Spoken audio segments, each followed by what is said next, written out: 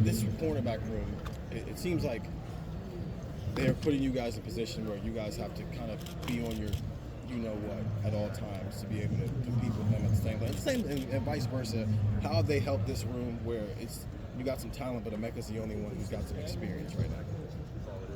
Yeah, I mean, I think that part of coming to Ohio State is the iron on iron, iron sharpens iron. And that's a cliche statement, but it's really true. I mean, it's twofold, right? It's the DBs you go against every day, and then it's the guys in your room. You can't have a bad day. So the combination of both of those is critical. You can't have one without the other. I think that, again, I can sing their praises. This is the best DB core, I want to say, depth-wise and top-of-the-line-wise, that I think probably I've seen since I've been here. We've had great players, over the last 6-7 years, 8 years. So, but as a core, as a group, the quality of, the coaching that's happening day in and day out, how early these guys are meeting to get job descriptions and execute at a high level, it's been different. So can't say enough about the competition we have day in, day out against BIA. How many guys right now do you think you have that are game ready? How many guys that are game ready?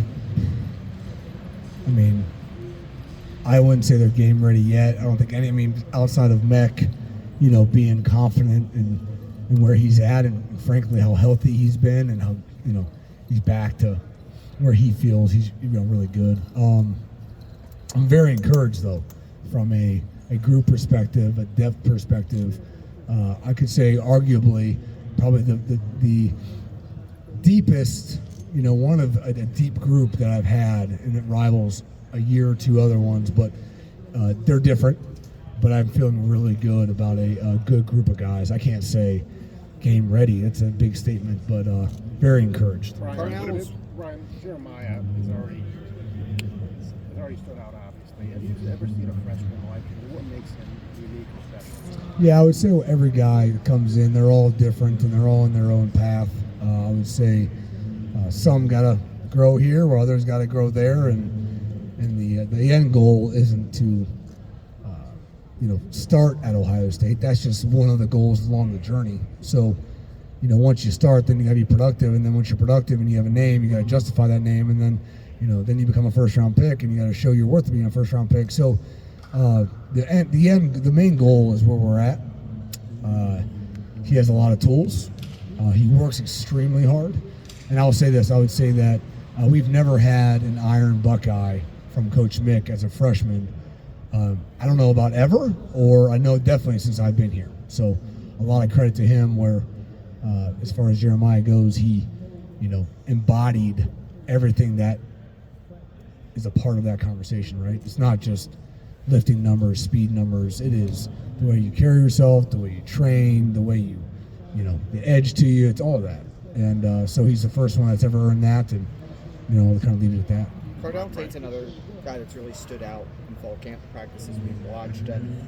How do you see his skill set factoring in on the outside? What do you see as him providing to the offense? Yeah, I mean, we can play Carnell anywhere. I think his ability to learn an offense, and be the intricate details, throw him in positions, make a mistake, he'll never make that mistake again. So does a good job of learning from others.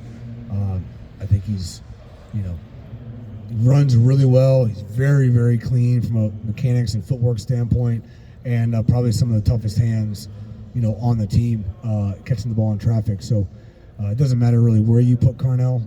He's going to take care of his job and be a competitive advantage. Whether with Chris or Brandon last year, some guys who maybe don't get here in January and roll in the summertime islands, so it seems like you're on a similar timeline. What do you learn from? What do you see in those guys in terms of how quickly they were able to pick things up, and when you saw that they were starting to really get it, that maybe can tell you about what to expect from Milan? Yeah. Milan came in as in the June,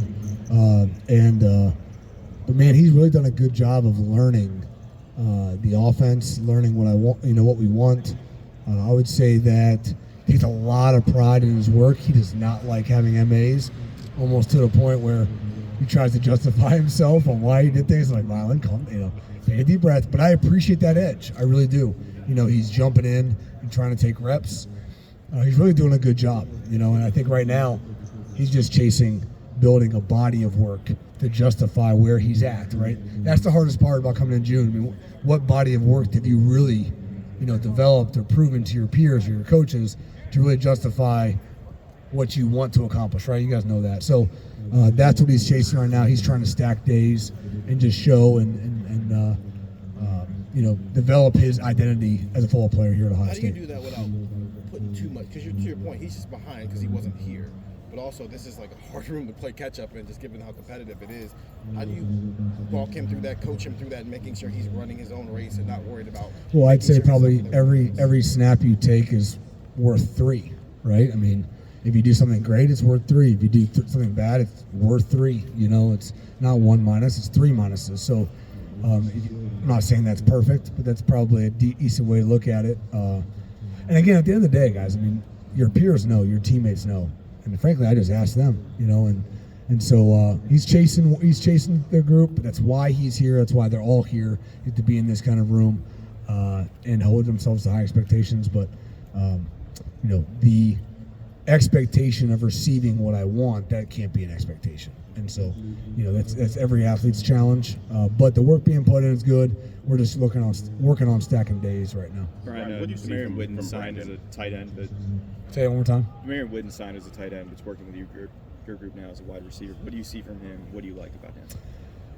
I think that Whit's weren't. It doesn't matter if it's him or anybody. I mean, we're all trying to learn football at a high level. You're competing with your peers to stand out. That I learn things quicker, or I make more plays. Whatever those are, you're always competing with your peers initially, and then obviously the whole room, and then it's nationally. You get the idea, right? So, Whit's competing with all the other guys, Dorian and Milan, and so JJ. Even though he's got a head start, I think that he's got strong hands. He's a bigger bodied guy.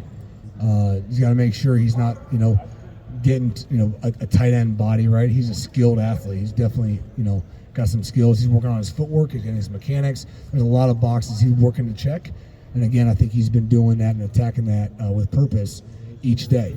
So but you see a flash here and there. We're just looking for consistency, right? And that's with all these guys, and he kind of fits that mold. Brian, when this spring, I know Brandon didn't get a chance to do a lot this spring, but what did you see from him that still stood out to make you guys think that he can be a legit contributor for the team this year? Yeah, I mean, we made the decision to get him healthy with his foot this past spring, so we missed a lot of spring. But I would say the way he carried himself and the way he was a leader, and then I would say once he was back, Coach Mick does a lot of things to grade guys and give feedback and hold guys accountable. So he was a guy that, impressed his teammates through the summer. He was a guy that was all gold. He was a guy that the leaders wanted to vote him on the leadership council. So he earned all that without even playing football. So how did he stand out? It was everything of the non-talent issues, everything off the field he stood out in. And, he's got to continue bringing that day in and day out. But that was probably what he did through the summer to, get back on track and stay on track. Brian, the other day, Chip Kelly raved about what you bring to the table in the meetings, et cetera. Well, what are those meetings like right now? I mean, when you guys are confabbing with this, it looks like a pretty nice collection of talent, yep. Which way to go, et cetera. How would you, is it free-flowing? I would say it's a combination of getting skill, getting scheme install, all right? Not trying to scheme against your defense, but getting the install, the foundation built for the offense to build on top of, right? Once you get to the season, the things you want to do, you don't want it to be the first time they heard it. And so it's a combination of scheme, against your defense first, you still want to compete. We're having a lot of competition. We're having a lot of call-up periods. So you want to have plays that work versus the defense, but you also want to build a great foundation on the install to where, you can let it grow from there into week 1, week 2, week 3. So it's a fine line. Now, as athletes, we're trying to build their foundation skill-wise, right? I mean, the skills they will need to execute the plays, whether it be leverage-based, whether it be mechanic-based, there's always a fine line of dabbling in both. Yeah, that's what I want to say, because you were a player at the highest level. is there only so much of you can put in a player's head? You understand what I'm saying? I mean, is there a limit there? You know what I mean? I think that you have to challenge that. I think you have to try to push that bar and make it really hard in camp season and spring season to elevate that uncomfortable level, to make sure that the capacity level continues to grow. But I think you're very mindful of that in the fall, of making sure it all makes sense. And then we always say, a drop in the bucket seems insignificant, but you get enough drops, that bucket's going to overfill. So you don't want to take those for granted. But I would say this time of year, whether it be physically or mentally, you're always trying to raise the bar and push that uncomfortable level so they can grow. What's the easiest? Thank you. I can get one more. Go What's ahead. the easiest thing for a freshman to pick up on when he gets here, and what's the hardest thing to develop as a wide receiver?